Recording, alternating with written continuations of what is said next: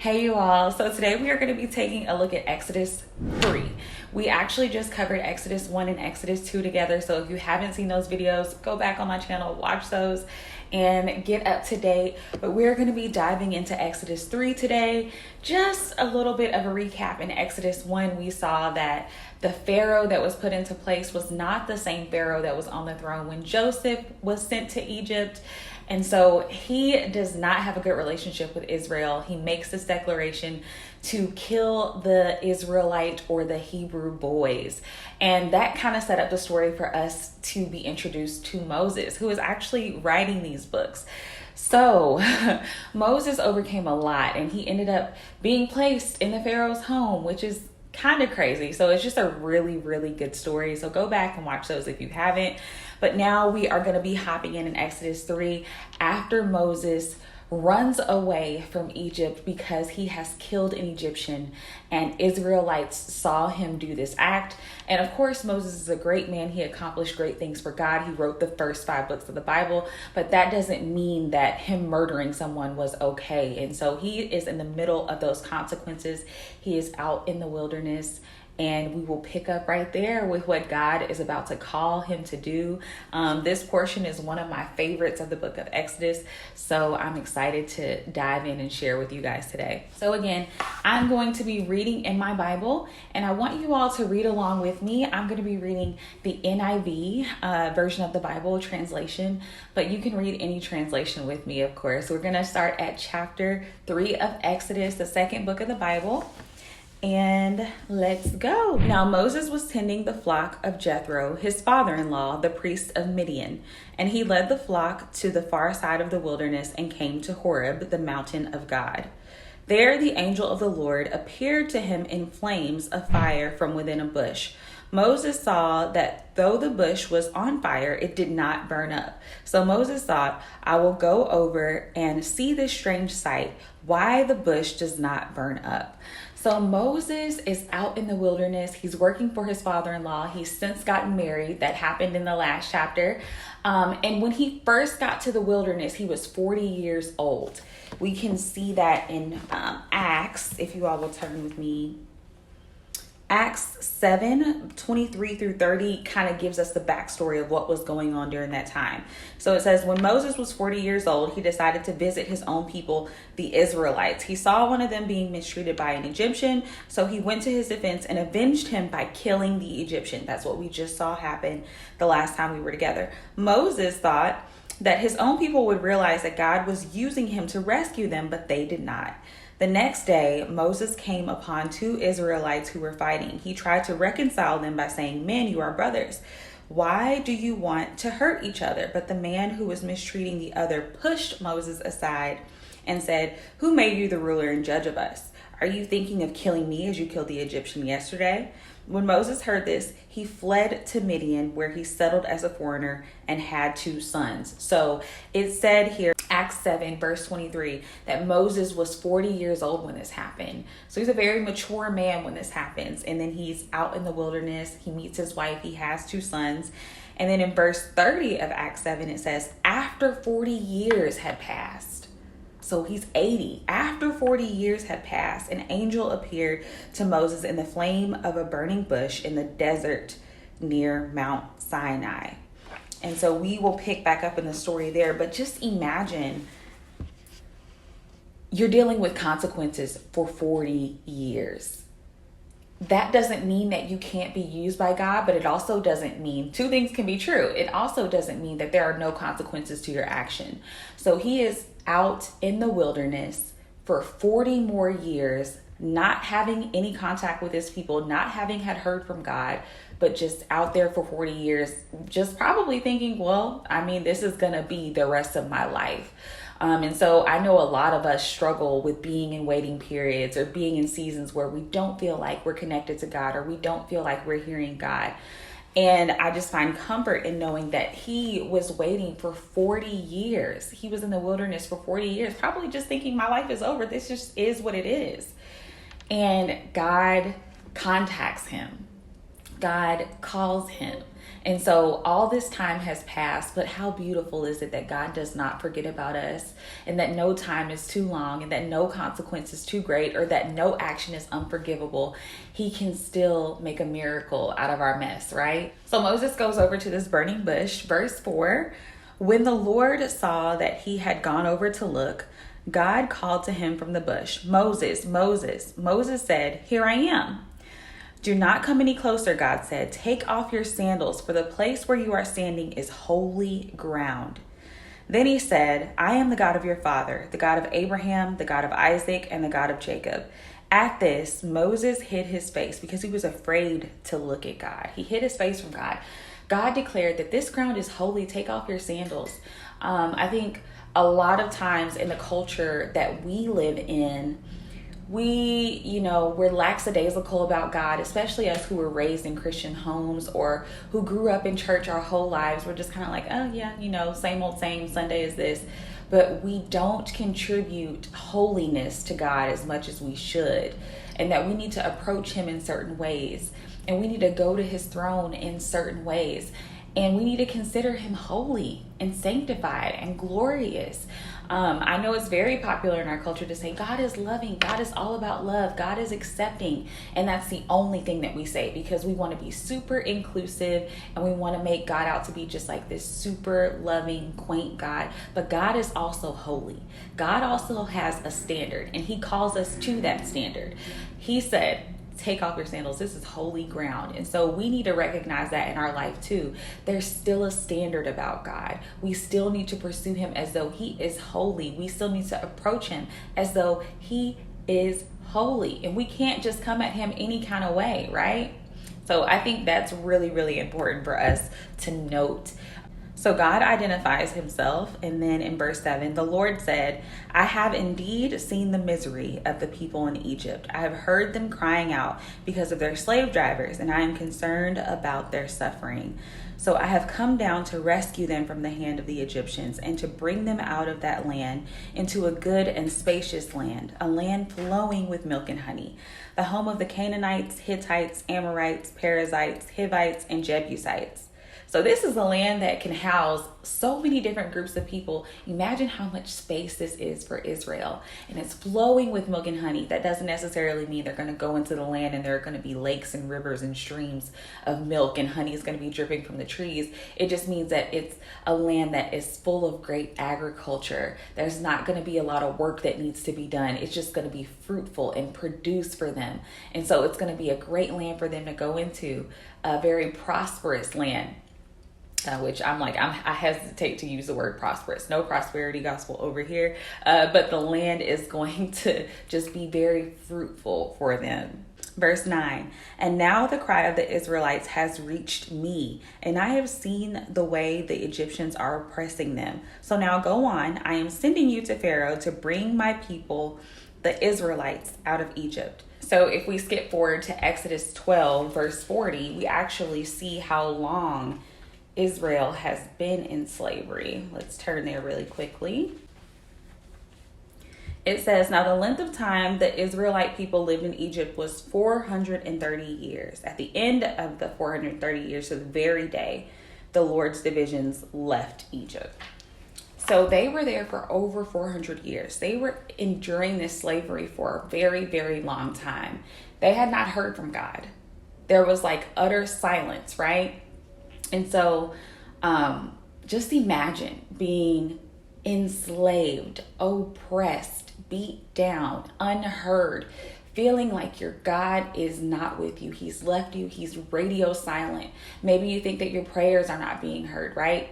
And God hears them.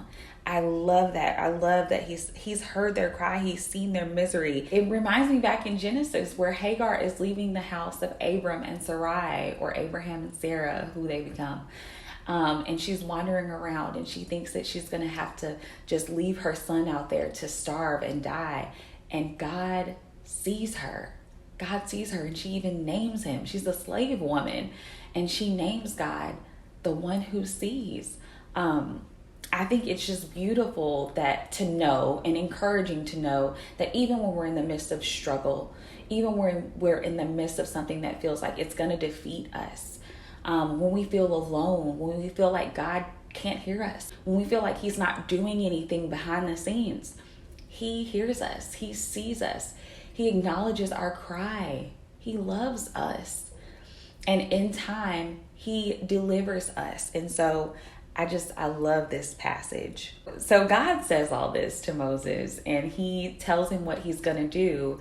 And then we hear Moses' response, right? So Moses was very bold before in chapter 2. You know, he went out, he fought against this Egyptian man. He steps in between these two Hebrew brothers and he's very, very bold. But 40 years has passed. He's accepted his fate. He's out in the wilderness, right? He's become a different person, very humble person. So this is the way that he responds. He says, but Moses said to God, verse 11, who am I that I should go to Pharaoh and bring the Israelites out of Egypt? And God said, I will be with you, and this will be the sign to you that it is I who have sent you. When you have brought the people out of Egypt, you will worship God on the mountain. Moses said to God, suppose I go to the Israelites and say to them, the God of your fathers has sent me to you. And they ask, what is his name?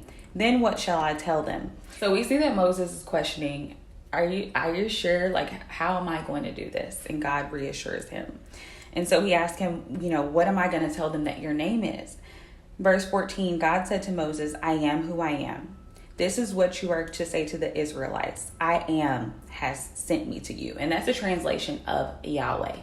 So he reveals to Moses, Yahweh, that's my name, Yahweh. And so this is very important to note because in John chapter 8, we see the significance of Jesus saying this same thing, right? So John chapter 8, verse 58, Jesus says, very truly I tell you, before Abraham was born, I am.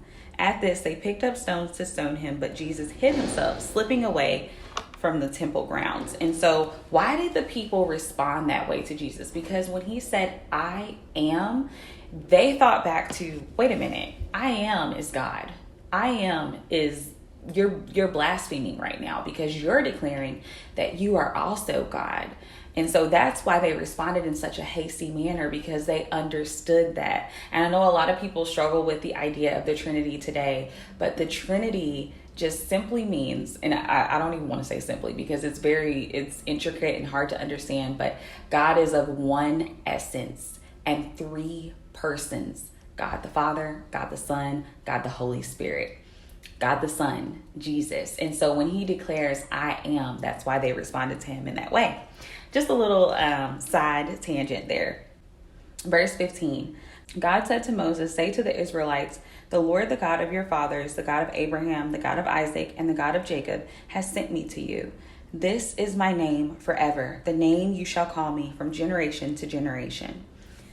Go assemble the elders of Israel and say to them, the Lord, the God of your fathers, the God of Abraham, Isaac, and Jacob, appeared to me and said, I have watched over you and have seen what has been done to you in Egypt. And I have promised to bring you out of your misery in Egypt into the land of the Canaanites, Hittites, Amorites, Perizzites, Hivites, and Jebusites, a land flowing with milk and honey. The elders of Israel will listen to you. Then you and the elders are to go to the king of Egypt and say to him, the Lord, the God of the Hebrews, has met with us. Let us take a 3-day journey into the wilderness to offer sacrifices to the Lord our God. But I know that the king of Egypt will not let you go unless a mighty hand compels him. So he knows the Pharaoh's heart. In advance, he knows what's in his heart. He knows that he is not going to want to let these people go. So I will stretch out my hand and strike the Egyptians with all the wonders that I will perform among them.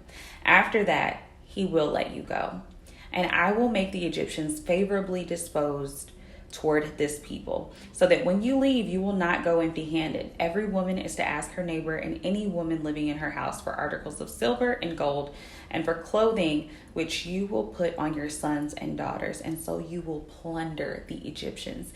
And so the ending of this chapter just doesn't make sense if you compare it to what's happened in the previous chapter, that the Pharaoh has been harsh to these people. They're under this great oppression. They're enslaved. And now you're saying, God, you will be let go You're going to go through these things. I'm going to compel him and you will be let go. And you will also leave with these articles of silver and clothing, and you will plunder the Egyptians. What? So like you're literally just going to reverse everything. And also I think it speaks to God's sovereignty. He's not just sovereign over his people. It's important for us to know that as the church today, it's not just, okay, God just rules us. No, God controls everything.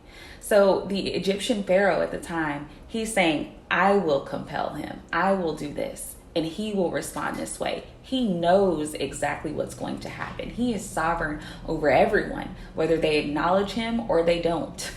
And so that's important for us to note today too, because sometimes we can feel like, is God kind of like ignoring everything else that's going on? He's not. He's God over all. We are the ones who acknowledge him. We are the ones who praise him and worship him. But he is God and he is sovereign over all. So some takeaways. I just really want to highlight again chapter 3 verse 5. Do not come any closer, God said. Take off your sandals, for the place you are standing is holy ground. God's holiness. Us acknowledging God's holiness. Yes, he is loving. Yes, he's compassionate. Yes, he's merciful. Yes, he's graceful. Yes, he's omniscient. Yes, he's omnipotent. Yes, he is all of those things. But he is also holy. And that precedent has been set from the very beginning of his word. And so I think that's one of the things that we kind of just let slide up under the radar because we don't want to acknowledge it as much. But he is a holy God. And we have to keep that in the forefront of our minds, whether it's when we're worshiping in our day-to-day lives. He is a holy God. Verses 7 through 9, when God declares that he sees the misery, he hears the outcry of the Israelites. They've been enslaved for this long time, and I can't imagine being in the middle of it. Imagine your grandmother, your father, lines and lines back, because 400 years, that's enough time for generations and generations to pass. And I know we can relate to that, okay? Being enslaved or being oppressed, being held down, and feeling like God is not in the midst of it, or feeling like God is silent. He is not. In your struggle, whatever you're facing right now, he is present. He is with you. He hears our prayers. How beautiful is that to know? The Lord hears our outcries. He sees our misery. Sometimes we feel miserable. We're crying in our rooms by ourselves. We feel like we are the only ones who know exactly what we're going through. But God is with us. God is with us in our misery. We're never alone. We're never alone. And so that's another thing that really stood out to me. Verse 11, Moses' response to God when he asked, who am I? Who am I? We see this repeated throughout the Bible. In Isaiah 6, when God calls the prophet Isaiah, and he's like, who, why would you call me? I am filthy. My mouth is unclean. Like, why would you call me? In Jeremiah chapter 1, when he protests and he's like, I'm too young, I can't do this. When Paul in 1 Corinthians chapter 15 responds and says, I'm the least of these. And we see this theme over and over again with people. They acknowledge God in his holiness. They acknowledge God in his sovereignty. They know that, they understand, and they just immediately are like, are you sure? Me? And I think a lot of times we think that the people in the Bible, because they've accomplished these great things, that they're these great people and God found them in these great ways. But they were ordinary people who questioned themselves. God worked through ordinary people. And it's also important for us to pursue God with humility and our calling with humility, opposed to, oh, I know I'm great. I'm so well studied. I went to seminary school, or, whatever it may be. I graduated from medical school. I'm just so great. I've worked so hard for this. And of course, I deserve this opportunity. Of course, I deserve to be on stages talking to people. No, God is holy, and God orchestrates everything in our lives. He either allows it to happen or he orchestrates it. And so it's important for us to foremost acknowledge, wow, God, you're amazing. Thank you for choosing me. Who am I to accomplish something that you have called? You chose me, and how dare I say, oh yeah, I'm absolutely deserving of it. No, there's one thing to be confident. Yes, we should be confident, and we should be well trained, and we should be well studied, but also acknowledge that nothing that we have, no opportunity that we have wouldn't come to pass without God and his help. And so I love Moses' response because it kind of just completely, there's no arrogance at all, no arrogance. And God helps to build his confidence. He doesn't ever become arrogant, but God helps to build a healthy confidence in him to be able to establish him in doing what he's called him to do, which we'll read about in the next video in chapter 4. Another thing that stood out to me is down in verse 21, the ending of the chapter, when God just declares that they're going to plunder the Egyptians. So they're in the middle of this land of people who are polytheistic, who worship multiple gods, who don't acknowledge the God of Israel. Now, there are some people, because of their contact with Israel and after these plagues happen, that come to faith in the God of Israel. But they're predominantly in a land that does not acknowledge him, does not worship him. And it's so significant for us today because Christendom is over. If you don't know what Christendom is, it's kind of the time in America where like Christianity was widely accepted. Everyone was kind of going to church, and it was almost like we were a Christian nation. You will probably hear some people still say that language, but I don't think that we are anymore, definitely. The things that are mainstream and the things that culture is pushing is absolutely anti-Christian. So that time is over, and we are in a culture that does not really acknowledge God, or doesn't hold to his word, or will twist it, or kind of just tags Christianity to just anything that they want to believe in. I think it's important to know that God's people will persevere. Like even when we read in the New Testament, the gates of hell will not prevail against the church. And that's so reassuring for me. Even when you're in a land of people who, you know, will call you a bigot for believing certain things, or will call you, you know, you're being exclusive or you're being intolerant. Whereas like if you don't completely agree with them, you're also being exclusive, and they'll be exclusive toward you and be intolerant toward you. So yeah, it's crazy. But to know that they were in the land of these people who just did not acknowledge God and were oppressing them. And God says, I'm going to deliver you, and you will plunder these people, and you will walk out of here into a land flowing with milk and honey. It's just so encouraging. Stay the path, no matter how many people agree with you, no matter how uncool it becomes to share the faith, no matter how much people online, I don't like the Jesus stuff. And they're more so like, I like the gossip sites. I like the half naked girls. I like the silly stuff. No matter how uncool it may become, just keep God first. Keep God first and hold on to faith. And know that in the end, there is victory. There is victory. And this is the first time that we see it, but we know how the ultimate story ends at the very end of this book in Revelation. So thank you guys so much for joining me. If you have any thoughts or questions, please leave them below. Thank you guys. I will be posting another study soon. I was having a lot of brown ligament pain this past week. And so that's the reason why this study is like a week late, because I was in bed for like 7 days straight. And I was like, I want to film a study, but like I couldn't even move. So thank you guys for bearing with me. I will see you all next week. Bye.